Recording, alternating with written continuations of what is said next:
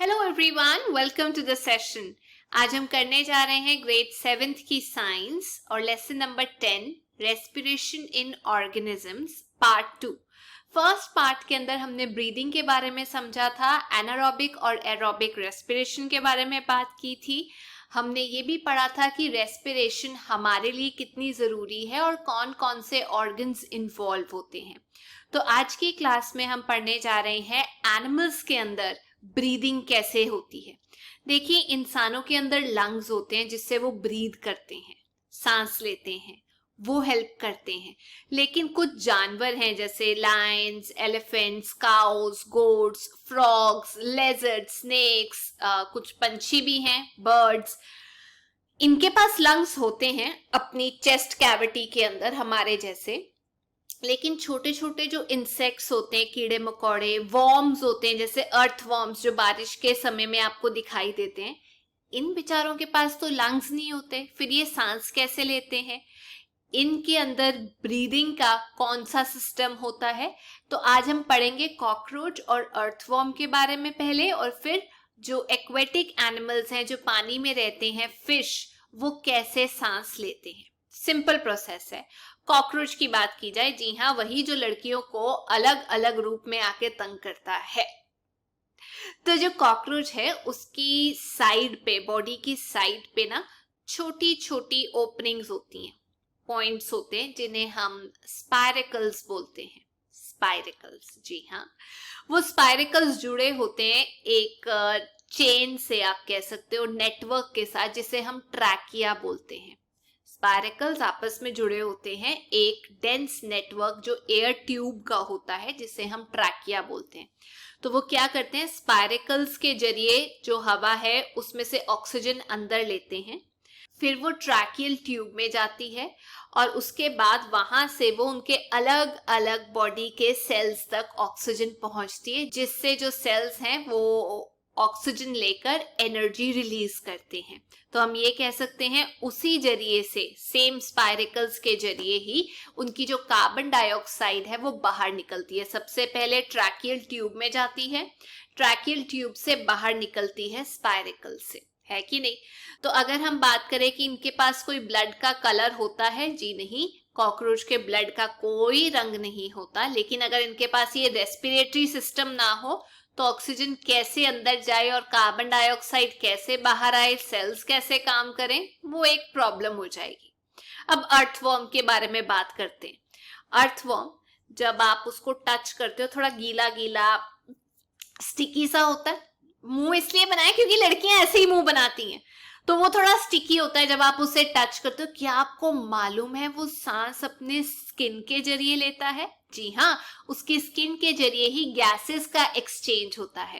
Actually उसकी skin के अंदर छोटी छोटी ट्यूब्स होती हैं जिसे हम कैपिलरीज बोलते हैं। वो कैपिलरीज के जरिए ऑक्सीजन खींचता है, हीमोग्लोबिन ऑक्सीजन लेता है, खून के अंदर बहता बहता भाई साहब पूरे बॉडी पार्ट तक लेके जाता है उसको, और जो सेल्स हैं वो उसे यूज करते हैं एनर्जी रिलीज करने के लिए। फटाफट रिवाइज कर लेते हैं।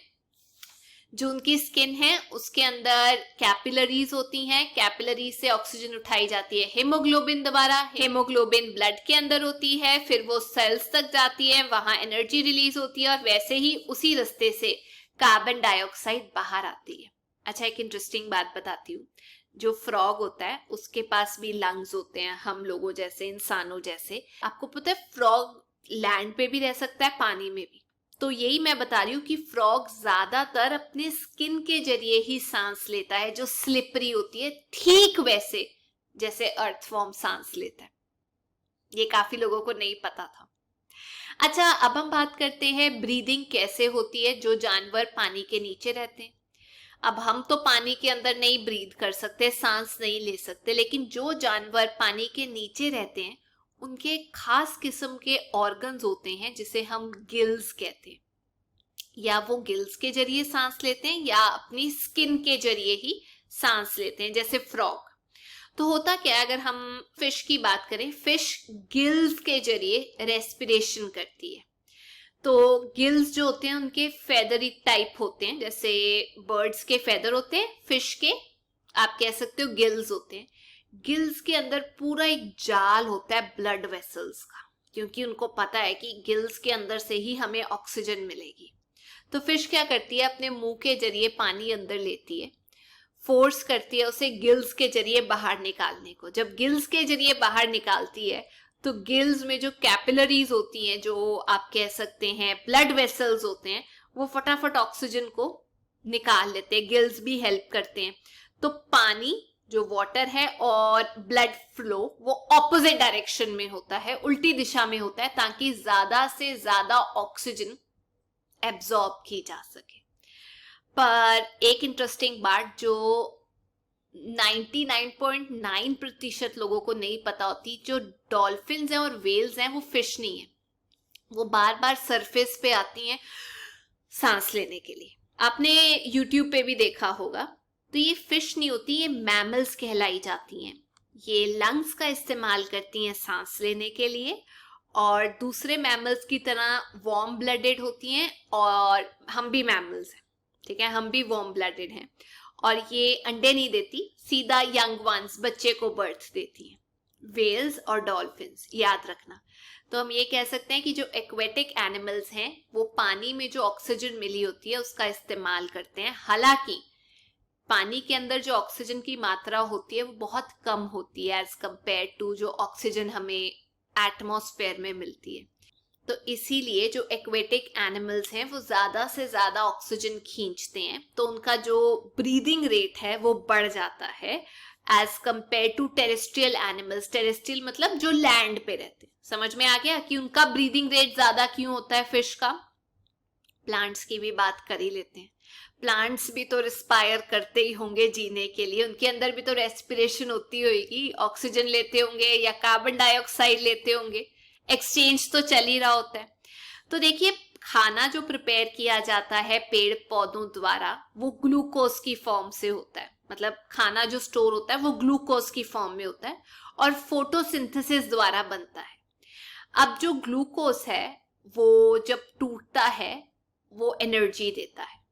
तो जो सेल्स हैं जब वो ग्लूकोज को तोड़ते हैं ऑक्सीजन की प्रेजेंस में, तो हमारे जैसा काम होता है, कार्बन डाइऑक्साइड निकलती है और पानी निकलता है, वाटर इज प्रोड्यूस्ड, और साथ में थोड़ी सी एनर्जी।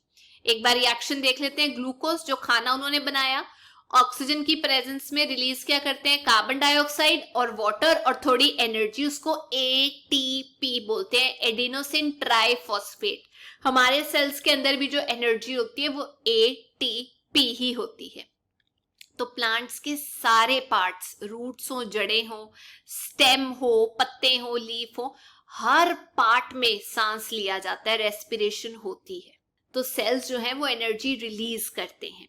तो जो लीव्स होती हैं पत्तों की, उनके अंदर छोटे छोटे पोर्स होते हैं जिसे हम स्टोमेटा बोलते हैं, जिसके जरिए गैसेस अंदर आती हैं और बाहर छोड़ी जाती है।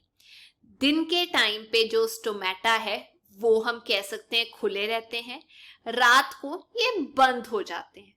तो जो छोटे छोटे ग्रीन स्टेम्स होती हैं, छोटी वाली, बिल्कुल पतली पतली नाजुक नाजुक, उनके अंदर भी स्टोमेटा होता है। सिर्फ लीव्स पे नहीं होता स्टोमेटा, ग्रीन स्टेम्स जो यंग होती हैं उनके अंदर भी होता है।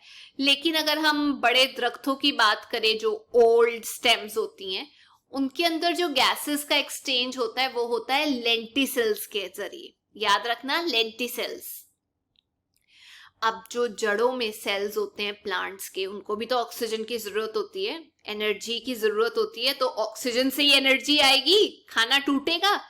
तो रूट्स क्या करती हैं, हवा से ऑक्सीजन लेती हैं। जो सॉइल के अंदर हवा है ना, सॉइल के अंदर भी हवा होती है, अरे तभी तो ऐसे खोदा जाता है उसको माली के द्वारा। तो रूट्स, जड़ें ऑक्सीजन, क्योंकि हर पार्ट में ना देखो रेस्पिरेशन हो रही है, रूट्स में भी तो हो रही है रेस्पिरेशन, तो वो हवा लेती हैं अपनी सॉइल से, एकदम फंसा के अपने आप को रूट्स जो हैं हवा एब्जॉर्ब करती हैं जो सॉइल पार्टिकल्स में होती है।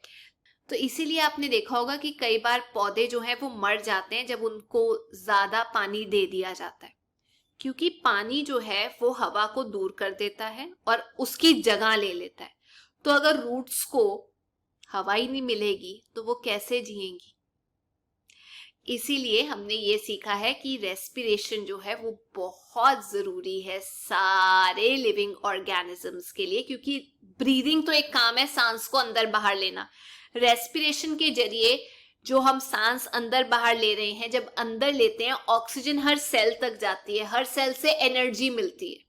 तो रेस्पिरेशन ये पूरा प्रोसेस है, ब्रीदिंग उसका एक हिस्सा है, रेस्पिरेशन के द्वारा एनर्जी मिलती है। तो ये जो रेस्पिरेशन है ये बहुत जरूरी है कामकाज करने के लिए। तो ये थी आज की क्लास। पर जाने से पहले मैं आपसे 2 क्वेश्चंस पूछना चाहती हूँ। डॉल्फिन्स और व्हेल्स क्या वो फिश हैं? अगर नहीं है तो वो क्या है? और दूसरा कि जो कॉकरोच है वो सांस कैसे लेता है? इन 2 क्वेश्चंस के आंसर आप कमेंट सेक्शन में जरूर दीजिएगा। और अगर आपको ये वीडियो अच्छा लगा, make sure you like, share and subscribe. हम फिर मिलेंगे। Till then take care, bye bye.